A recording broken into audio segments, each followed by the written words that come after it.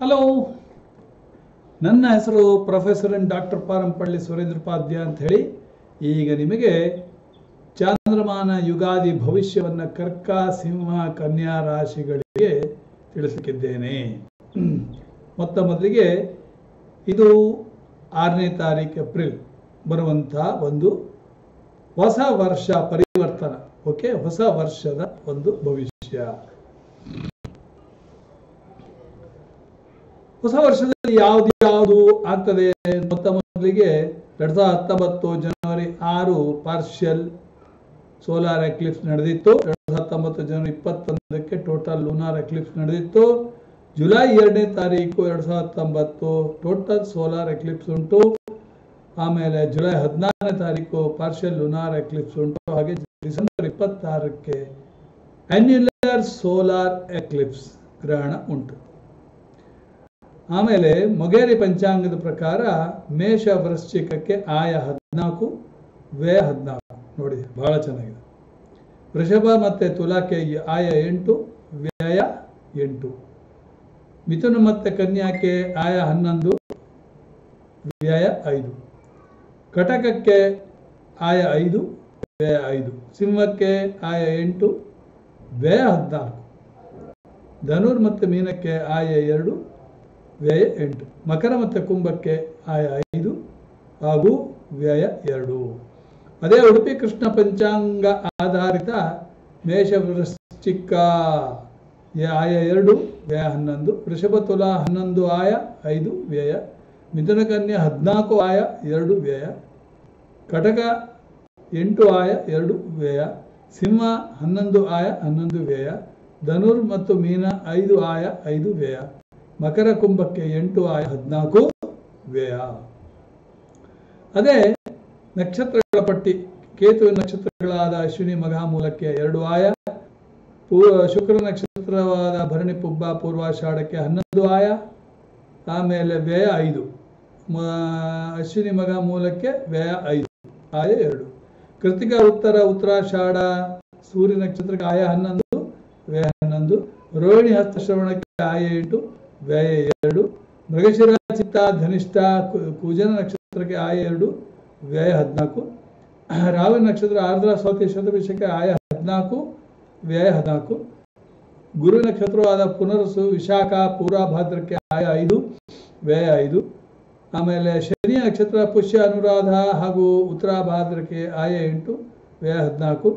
ಹಾಗೆ ಬುಧ ನಕ್ಷತ್ರವಾದ ಆಶ್ಲೇಷ ಜ್ಯೇಷ್ಠ ರೇವತಿಗೆ ಆಯ 14, ವ್ಯಯ 2. ಆಯ್ತಾ?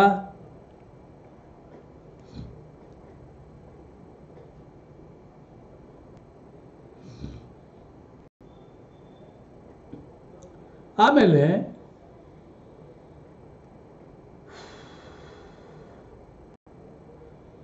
ಈಗ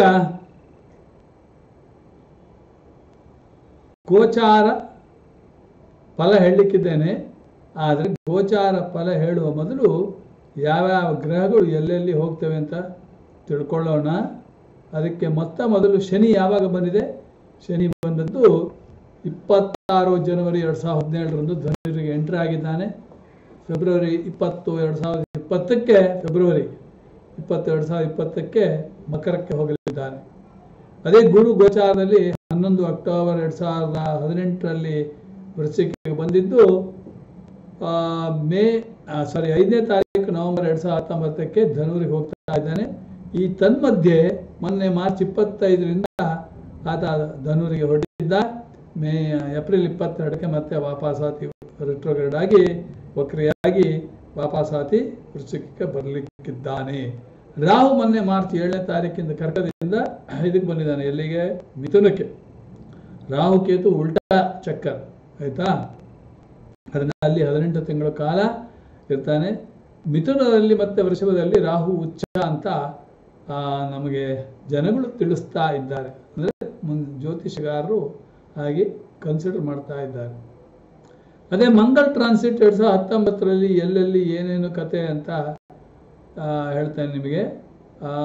ನೋಡಿ, ಅವನು June, May, March 12. Okay, Taurus ವೃಷಭದಿಂದ ಮಿಥುನಕ್ಕೆ ಮೇ 7ಕ್ಕೆ ಹೋಗ್ತಾ ಇದ್ದಾನೆ.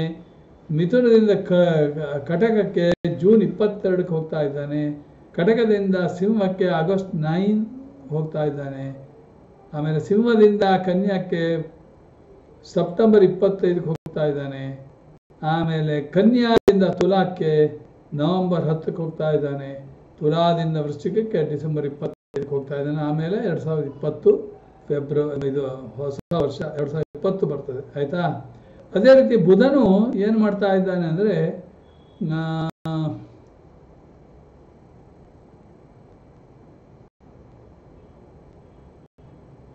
ಈಗ ಮಾರ್ಚ್ 15 ಬುಧನು ಕುಂಭಕ್ಕೆ ಟ್ರಾನ್ಸಿಟ್ ಆಗಿದ್ದಾನೆ ಮಾರ್ಚ್ 15ಕ್ಕೆ. ಆಮೇಲೆ ಏಪ್ರಿಲ್ 12ಕ್ಕೆ ಕುಂಭದಿಂದ ಮೀನಕ್ಕೆ ಹೋಗ್ತಾನೆ.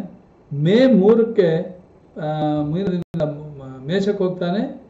ಮೇಷದಿಂದ ವೃಷಭಕ್ಕೆ ಮೇ 18ಕ್ಕೆ ಹೋಗ್ತಾ ಇದ್ದಾನೆ. ವೃಷಭದಿಂದ ಮಿಥುನಕ್ಕೆ ಜೂನ್ 2ಕ್ಕೆ ಹೋಗ್ತಾ ಇದ್ದಾನೆ. ಮಿಥುನದಿಂದ ಕಟಕಕ್ಕೆ ಜೂನ್ 21ಕ್ಕೆ ಹೋಗ್ತಾ ಇದ್ದಾನೆ. ಕಟಕದಿಂದ ಮಿಥುನಕ್ಕೆ ಜುಲೈ 30ಕ್ಕೆ ಹೋಗ್ತಾ ಇದ್ದಾನೆ. ಮಿಥುನದಿಂದ ಕಟಕಕ್ಕೆ ಮತ್ತೆ ವಾಪಸ್ ಆಗಸ್ಟ್ 3ಕ್ಕೆ ಬರ್ತಾ ಇದ್ದಾನೆ. ಆಮೇಲೆ ಕಟಕದಿಂದ ಸಿಂಹಕ್ಕೆ ಮತ್ತೆ ಆಗಸ್ಟ್ 26ಕ್ಕೆ ಹೋಗ್ತಾ ಇದ್ದಾನೆ. ಸಿಂಹದಿಂದ ಕನ್ಯಾಗೆ ಸೆಪ್ಟೆಂಬರ್ 21ಕ್ಕೆ ಹೋಗ್ತಾ ಇದ್ದಾನೆ. ಹಾಗೂ ಕನ್ಯಾದಿಂದ ತುಲಾಗೆ ಸೆಪ್ಟೆಂಬರ್ 29ಕ್ಕೆ ಹೋಗ್ತಾ ಇದ್ದಾನೆ. ತುಲಾದಿಂದ ವೃಶ್ಚಿಕಕ್ಕೆ ಅಕ್ಟೋಬರ್ 23ಕ್ಕೆ ಹೋಗ್ತಾ ಇದ್ದಾನೆ. ಆಮೇಲೆ ವೃಶ್ಚಿಕದಿಂದ ತುಲಾಗೆ ನವೆಂಬರ್ 7ಕ್ಕೆ ಹೋಗ್ತಾ ಇದ್ದಾನೆ. ತುಲಾದಿಂದ ವೃಶ್ಚಿಕಕ್ಕೆ ಮತ್ತೆ ಡಿಸೆಂಬರ್ 5ಕ್ಕೆ ಹೋಗ್ತಾ ಇದ್ದಾನೆ. ಆಮೇಲೆ ವೃಶ್ಚಿಕದಿಂದ ಧನುರಿಗೆ ಯಾವಾಗ ಡಿಸೆಂಬರ್ 25ಕ್ಕೆ ಮೂವ್ಮೆಂಟ್ ಆಗ್ತದೆ. ಆಯ್ತಾ?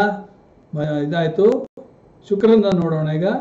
ಶುಕ್ರ ನಿಮಗೆ ನೋಡಿ ಮಾರ್ಚ್ 22ಕ್ಕೆ ಮಕರದಿಂದ ಕುಂಭಕ್ಕೆ ಬಂದಿದ್ದಾನೆ. ಕುಂಭದಿಂದ ಮೀನಕ್ಕೆ ಏಪ್ರಿಲ್ 16ಕ್ಕೆ ಹೋಗ್ತಾ ಇದ್ದಾನೆ. ಮೀನದಿಂದ ಮೇಷಕ್ಕೆ ಮೇ 10ಕ್ಕೆ ಹೋಗ್ತಾ ಇದ್ದಾನೆ. ಮೇಷದಿಂದ ವೃಷಭಕ್ಕೆ ಜೂನ್ 4ಕ್ಕೆ ಹೋಗ್ತಾ ಇದ್ದಾನೆ. ವೃಷಭದಿಂದ ಮಿಥುನಕ್ಕೆ ಜೂನ್ 29ಕ್ಕೆ ಹೋಗ್ತಾ ಇದ್ದಾನೆ. ಮಿಥುನದಿಂದ ಕಟಕಕ್ಕೆ ಜುಲೈ 23ಕ್ಕೆ ಹೋಗ್ತಾ ಇದ್ದಾನೆ. ಕಟಕದಿಂದ ಸಿಂಹಕ್ಕೆ ಆಗಸ್ಟ್ 16ಕ್ಕೆ ಹೋಗ್ತಾ ಇದ್ದಾನೆ. ಆಮೇಲೆ ಸಿಂಹದಿಂದ ಕನ್ಯಾಗೆ ಸೆಪ್ಟೆಂಬರ್ 10ಕ್ಕೆ ಹೋಗ್ತಾ ಇದ್ದಾನೆ. ಕನ್ಯಾದಿಂದ ತುಲಾಕ್ಕೆ ಅಕ್ಟೋಬರ್ 4ಕ್ಕೆ ಹೋಗ್ತಾ ಇದ್ದಾನೆ. ತುಲಾದಿಂದ ವೃಶ್ಚಿಕಕ್ಕೆ ಅಕ್ಟೋಬರ್ 28ಕ್ಕೆ ಹೋಗ್ತಾ ಇದ್ದಾನೆ. ವೃಶ್ಚಿಕದಿಂದ ಧನುರಿಗೆ ನವೆಂಬರ್ 21ಕ್ಕೆ ಹೋಗ್ತಾ ಇದ್ದಾನೆ. ಧನುರಿಂದ ಮಕರಕ್ಕೆ ಡಿಸೆಂಬರ್ 15ಕ್ಕೆ ಹೋಗ್ತಾ ಇದ್ದಾನೆ. ಆಯ್ತಾ? ಇದಿಷ್ಟು ಆದ ಮೇಲೆ ಮತ್ತೆ ನಾವು ನೋಡಬೇಕಾದ ರಾಶಿ ಫಲಗಳು. ಮೇಷ ರಾಶಿ ಆಗೋಯ್ತು, ವೃಷಭ ಆಗೋಯ್ತು, ಮಿಥುನ ಆಗೋಯ್ತು. ಈಗ ಕಟಕಕ್ಕೆ ಬರೋಣ.